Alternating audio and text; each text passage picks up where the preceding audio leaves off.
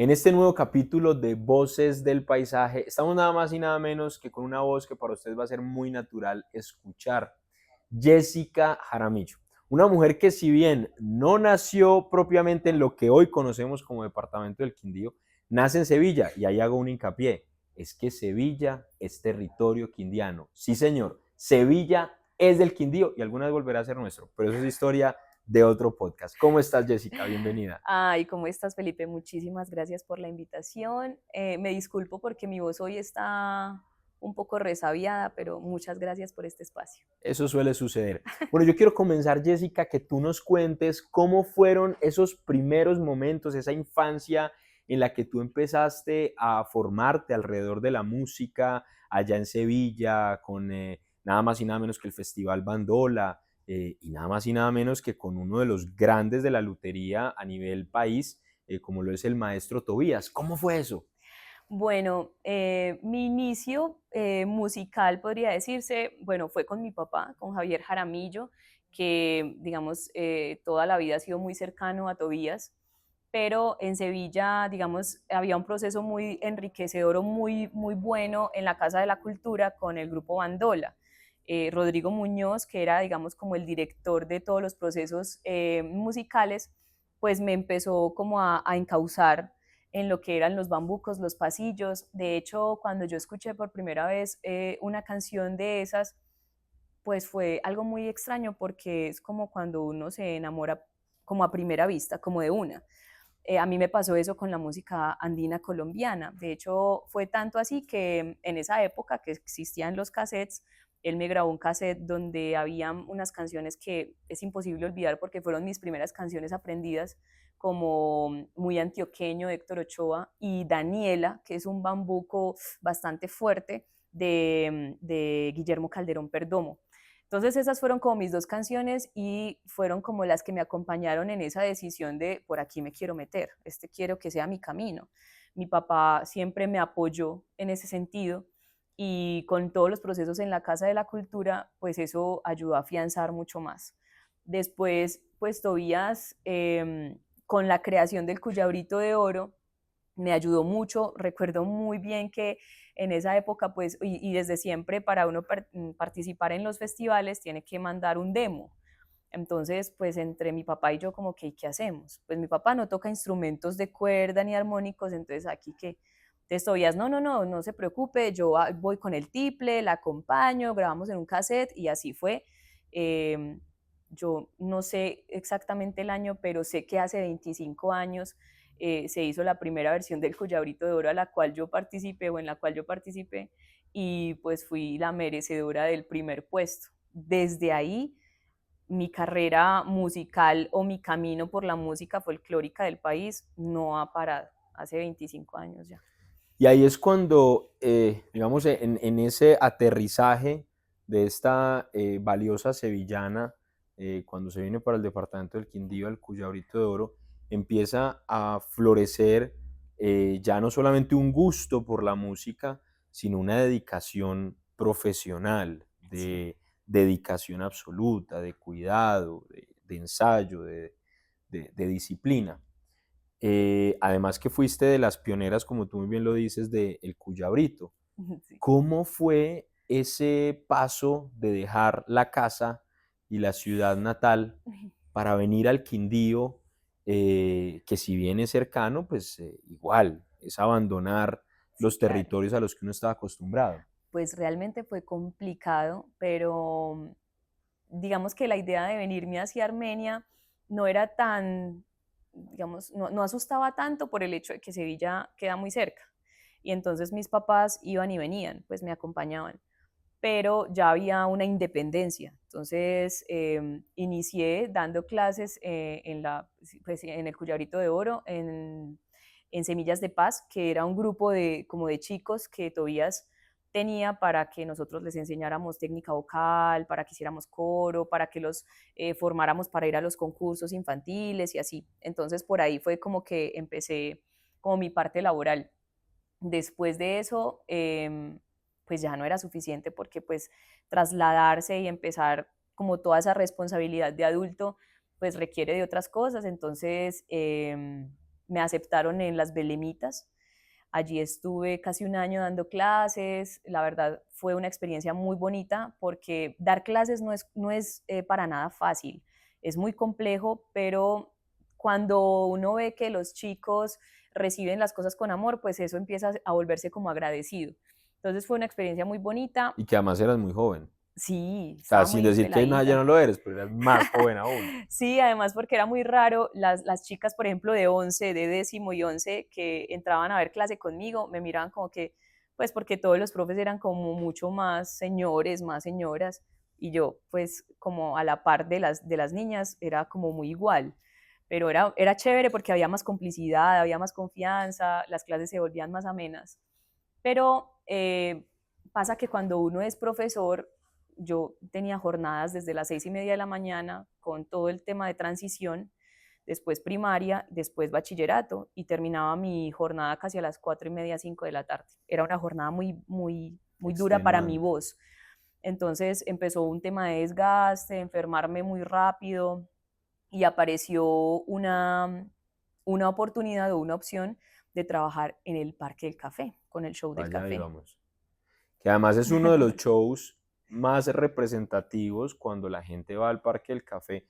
Mucha gente lo primero que hace es saber a qué horas está el show del café para poder ir a verlo. Y si hoy tiene de cierta manera ese posicionamiento, en gran parte fue a artistas como Jessica Jaramillo que le empezaron a dar ese fuego y esa fuerza artística. ¿Cómo llegaste y cómo fue ese desarrollo en el show del café? Que además fue durante muchos años que lo hiciste. Sí, bueno, pues la primera vocalista del show fue una chica con la que yo hice muchísima cercanía y con la que también pudimos hacer un dueto muy lindo que se llama Mónica de la Escobar. El dueto se llamaba Sahares. Ella fue como la primera cantante del show. Después ella se retiró porque pues vino ese papel de ser mamá, entonces ella le dio prioridad a eso. Vino otra chica que se llama Faneri, y con Faneri pasó algo, y es que de su trabajo ella empezó a enfermarse, como de nódulos o cosas así. Entonces yo empecé a ver con ella unas terapias de foniatría y de logopedia, pues para que ella pudiera hacer su trabajo. Y alguna vez me dijo, ¿usted por qué no se presenta? ¿Usted por qué no va y canta? ¿O por qué no hace audición al show que están necesitando cantante? Y pues eso se quedó así porque yo pensaba que realmente el trabajo era muy tedioso, puesto que yo la veía a ella a veces un poquito desgastada. Pasó el tiempo y la verdad es que se dio como la posibilidad nos contrataron a un grupo que tenía en ese entonces conmigo, que me acompañaba, para un aniversario del parque. Y los bailarines del show me escucharon y unos se me acercaron y me dijeron, ¿por qué no audicionas? Que estamos buscando cantante. Entonces ya como que, bueno, está bien, voy a audicionar. Efectivamente audicioné, pasé. En esa época éramos dos cantantes, una chica que se llama Carolina y yo. Carolina también se retiró y quedé yo como cantante oficial. Pienso que ese tiempo en el show del café para mí fue muy afortunado y muy enriquecedor porque me pasaron cosas muy bonitas allá. Por ejemplo, y recién llegué, se dio todo lo de un viaje para Estados Unidos, hacer una gira por allá con el show, y pues como yo era la cantante oficial, pues yo iba de fijo. Entonces, conocer parte de Estados Unidos, cantarle a la colonia de colombianos allá, eso es una locura porque hay mucha gente que hace mucho rato no viene, Mm. que escuchar un bambuco, escuchar una cumbia es motivo de muchísima felicidad. Entonces, esa experiencia fue muy hermosa, además porque sí, el show es bastante bello y no sé, a uno le remueve como las fibras, pues como ese orgullo de ser colombiano. Entonces fue muy bonito.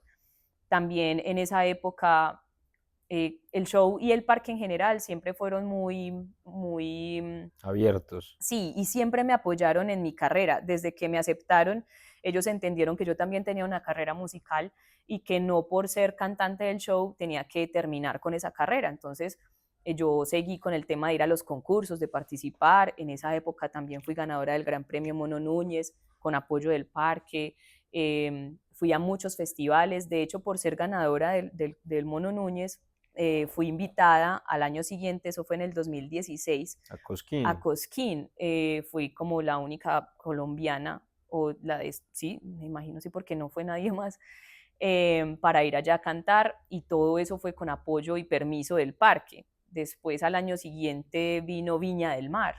Bueno, a Viña del Mar sí fui con una canción de un amigo que se llama Mauricio Avilés. Fuimos los únicos representantes en la categoría folclórica, y pues ir a Viña del Mar es una cosa muy loca porque es un festival bastante grande, conocer famosos y artistas que uno admira. Por ejemplo, yo conocí a Mario Dom de Camila, a Mon Laferte, a mucha gente muy tesa, y tenerlos ahí cerquita, esas experiencias son muy bacanas. Que la gente de la Quinta haya recibido eso con tanto amor y que se haya bailado la cumbia y, perdón, eso no era una cumbia, era un chandé, y que le haya aplaudido, bueno, eso fue maravilloso. Y también en esa época del show vino mi experiencia en A Otro Nivel, que A Otro Nivel fue también algo que partió como mi carrera en dos, porque mucha gente no conocía en Colombia que era un bambuco, que era un pasillo, que era un vals, y por ese programa se empezaron a conocer muchas canciones que, pues que ni idea. Y todavía la gente me recuerda gracias a ese programa, y de ahí se abrieron muchísimas, muchísimas oportunidades, muchas puertas para ir a Ecuador, para ir a Washington y cantar en la embajada, para, bueno, para mil cosas que hasta hoy se ve todavía como el fruto de todo eso que pasó allá en A Otro Nivel. Bueno, y paso, digamos, del tiempo, llega un momento en el que, como todo en la vida, tiene un inicio y tiene un final. Le diste cierre al Parque del Café, al show del café. Sí. Fue además por la fecha de la pandemia. ¿Qué te llevó a cerrar, digamos, ese ciclo en la vida, a pesar de que había generado tan buenos logros? Bueno, sí, la verdad es que, bueno, el tema de la pandemia hizo que el show, a diferencia del parque en general, el show cerrara, pues por el tema del contacto, de la cercanía con la gente, era demasiado riesgoso. Entonces el show cerró casi 2 años. Entonces, durante esos, bueno, hubo un año donde no había absolutamente nada, el parque cerró completamente, que eso es algo que yo creo que como empresa le agradecimos, yo creo que todos los que trabajamos en ese tiempo en el parque, porque como pudo el doctor Pedro, él se rebuscó para pagarnos a todos y sostenernos durante ese tiempo. Eso fue una locura. Y me imagino que habrá sido un esfuerzo gigantesco. Después de ese año ya empezó a abrirse el parque a, digamos, a cierta cantidad de personas. Entonces los del show nos ubicaron, digamos, en otras actividades, no sé, a tomar temperatura en la entrada del parque, en algunas atracciones, a cuidar o a guardar los bolsos en casilleros, otras actividades que eran ajenas al show, porque el show todavía estaba cerrado.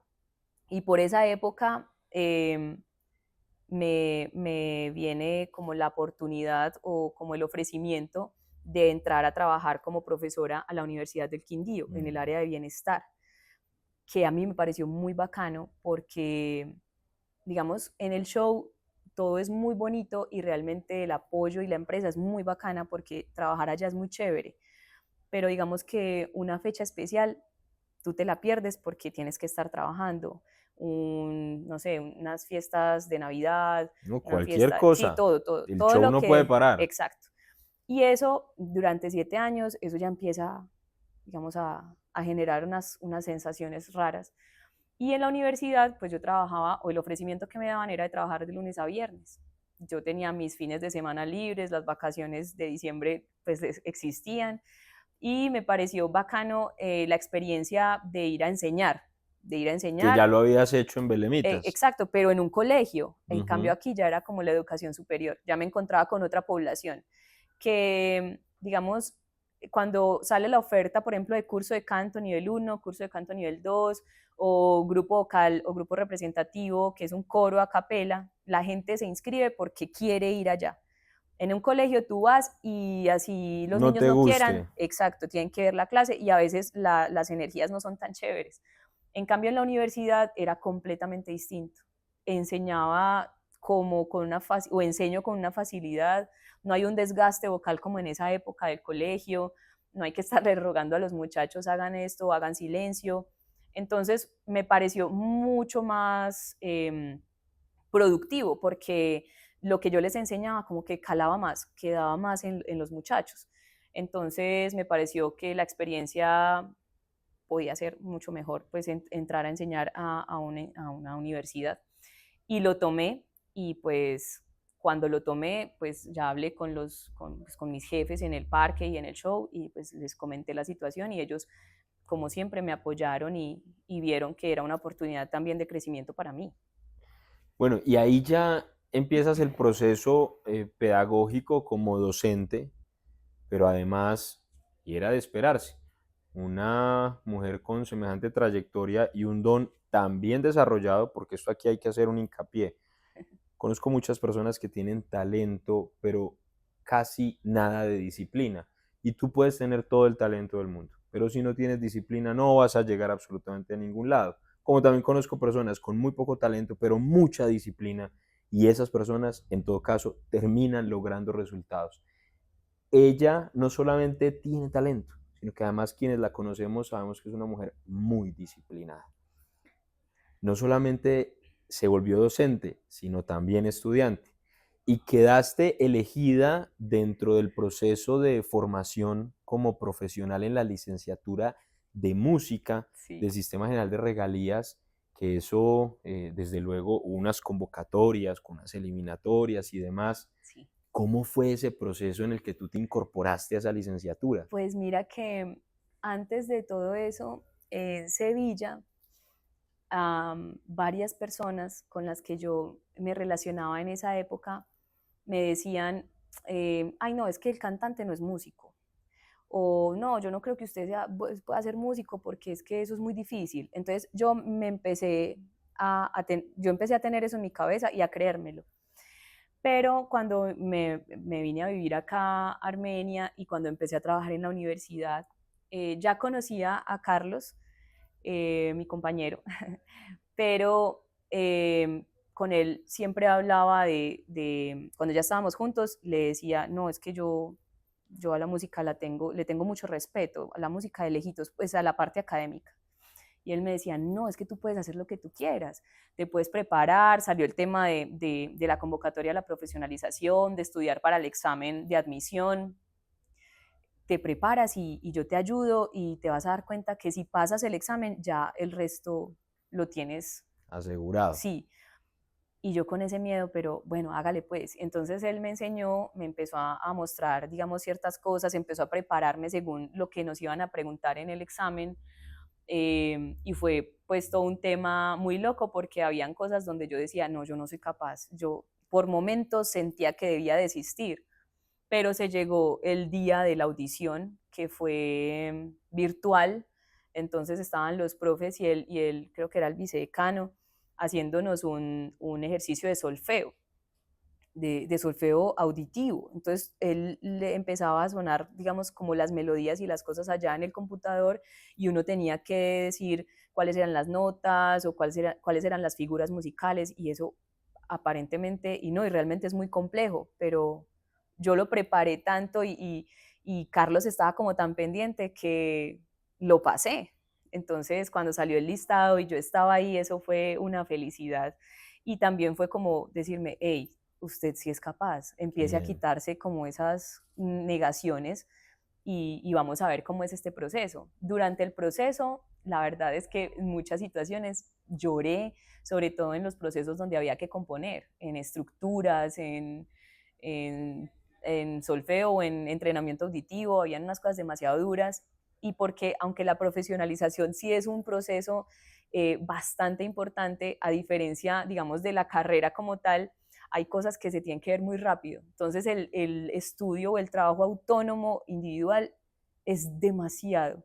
No es como bueno, en la universidad también, pues, pero acá Pero todo tienes se más ve, tiempo en la universidad, exacto, son cinco acá todo años. es rápido, rápido, rápido. Entonces había Y que con una darle un poco calidad más. alta, porque es la Universidad de Antioquia, no era Claro, cualquier no, y además universidad. porque tú no empiezas como en primer semestre, sino que nosotros empezamos en quinto semestre, donde Ah, ya vemos un montón de cosas que, mijo, si no lo conoce, váyase a estudiar para que al siguiente encuentro no llegue a ciegas, sino que llegue ya como con entendimiento. Entonces fue un proceso muy bacano, la verdad, fue muy complejo porque a muchos yo creo que nos tocó muy difícil y no a todos se nos da, digamos, de solo talento, no todos tenemos como esa facilidad, entonces a algunos nos toca estudiar un poquito más porque se nos dificulta más, pero fue maravilloso. Era un reto, no, era como una deuda que yo me tenía, porque yo siempre decía, yo quiero graduarme de algo y si lo puedo hacer de música, pues más. Y poder llegar allá a la ceremonia, que me entregaran mi diploma, o sea, eso fue como un sueño hecho realidad, literalmente porque era algo que yo me debía y que yo quería vivir. De acuerdo. Además, tuve el honor de poder estar ese día de Sí, la graduación y realmente me sentí muy orgulloso porque quienes te conocemos sabemos todo lo que hay detrás de esa entrega. Hoy, sobra decir, es profesional en licenciatura de música y desde luego seguiste trabajando en la Universidad del Quindío y sí, además ha ido creciendo ese proceso que ya cada vez más estudiantes se quieren inscribir, quieren aprender, sí. quieren, digamos, ese toque de la música. ¿Cómo ha sido ese proceso ya como docente con una estructura de licenciada, que digamos, ya tienes un bagaje conceptual y teórico detrás de cada clase? Sí. ¿Cómo ha sido ese proceso? Pues ha sido muy bonito, ha sido todavía más enriquecedor, muy cambiante también, pues si lo vemos, digamos, a cuando empecé, cuando inicié en la universidad, pues digamos que mis herramientas todavía eran muy básicas, eran muy pocas, pero todo eso, digamos, va evolucionando y va mejorando a partir de que va pasando el tiempo.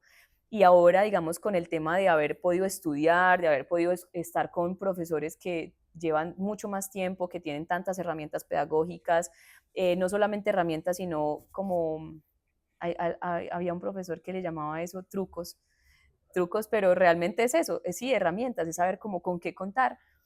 Uno ya no se siente tan perdido, ya no se siente como tan intimidado a darle una clase a un chico, además entiende la responsabilidad de ser docente, porque pienso que el docente tiene, yo creo que una responsabilidad todavía mayor frente a otras profesiones, porque estamos sembrando, estamos Mm, moldeando, le estamos inculcando a personas cosas que son muy, muy importantes y que le van a servir para la vida.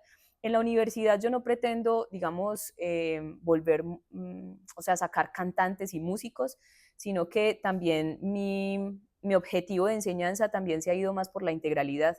Entonces, la música no solamente nos ofrece eso, poder cantar, poder tocar un instrumento, sino que también nos ofrece disciplina, compromiso, trabajo en equipo, respetar la diferencia y respetar también qué pasa con el otro. No todos aprendemos al mismo tiempo, a la misma rapidez, entonces todo eso es integral. Entonces estamos formando personas no solamente para la música, sino también para la sociedad, para de que puedan acuerdo. vivir en comunidad. Que esa es la parte más importante porque finalmente nuestra sociedad ha sido una sociedad hostil, violenta. Si bien ya hemos venido acallando los sonidos de las metralletas y las bombas, todavía queda un camino por recorrer, pero lo hemos venido logrando como sociedad en los últimos años y sé que lo vamos a lograr en los que vienen, pero todavía sigue la otra hostilidad, la de la palabra, la del rumor, la del chisme, la de la calumnia, la de la injuria, que finalmente el arte es el que será el primer llamado Sí. para poder trasegar esos sentimientos de rabia, venganza, odio y muchas cosas negativas. Pero también quiero contarles, para ir terminando, que es que Jessica además ha sido ganadora en varios escenarios de convocatorias, como concertación, estímulos a nivel departamental, a nivel nacional. Cuéntanos un poco de ese proyecto valioso que ganaste el año pasado con el Ministerio de Cultura. Bueno, eso fue un motivo de muchísima felicidad. Se presentaron alrededor de 500 proyectos a la convocatoria de estímulos del Ministerio de las Culturas, las Artes y los Saberes, y solamente 9 proyectos fueron ganadores. Dentro de esos 9 proyectos, el de nosotros, un proyecto acompañado, redactado, creado en un 80-90% por Carlos Andrés García, mi compañero, que ha tenido, digamos, una gran experiencia en este quehacer, y juntando pues como todo lo que me ha pasado, toda la experiencia musical de Jessica Jaramillo, pudimos obtener un premio bastante valioso para hacer un trabajo discográfico que se llama ¿Qué por qué canto bambucos? Es un álbum de 8 canciones, 7 compositores nacionales vivos. Digo, son 8, pero digo 7 porque una de esas canciones es creación mía. Yo no soy, digamos, no tengo tanta experiencia como cantautora o compositora, pero estoy también en ese explorar. Entonces, es un trabajo muy bonito. El año pasado, por el mes de septiembre, hicimos el primer lanzamiento de una canción de Luz Marina Posada que se llama Caminantes. Este 13 de febrero vamos a hacer el lanzamiento de un vals de Luis Enrique Aragón Farcas que se llama Como tú dices. Es un vals que tiene un corte muy bohemio, y pues la idea es que todos ustedes lo puedan buscar, lo puedan encontrar, lo puedan esperar porque va a ser maravilloso, y así sucesivamente hasta el mes de agosto, que vamos a hacer el lanzamiento oficial de todo el álbum.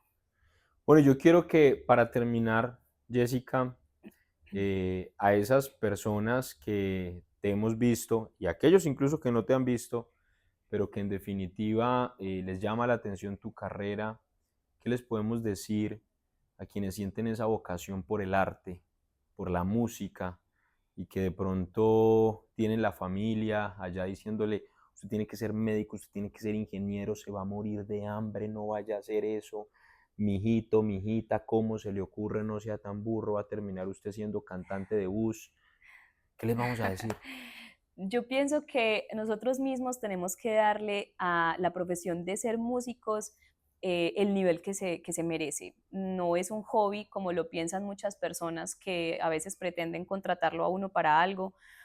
No es cualquier cosa, tiene la misma necesidad de aprender, de estudiar, y la misma dificultad, yo creo, que cualquiera de las profesiones que ustedes puedan escoger. La música debe ser valorada, debe ser respetada y debe ser vista como algo realmente profesional. A las personas que quieren irse por este camino hay que hacerlo. No podemos pensar, perdón la palabra, de una manera tan mediocre, de estar creyendo que si vamos a ser músicos vamos a ser pobres, o que si vamos a ser músicos tenemos que regalar el trabajo. La verdad no debe ser así. Nosotros mismos somos los que le damos el valor, y pienso que como yo, y yo creo que muchos de mis colegas, la música nos ha permitido no solamente vivir muy bien, sino también conocer muchos lugares y conocer mucha gente con la que vale mucho la pena toparse.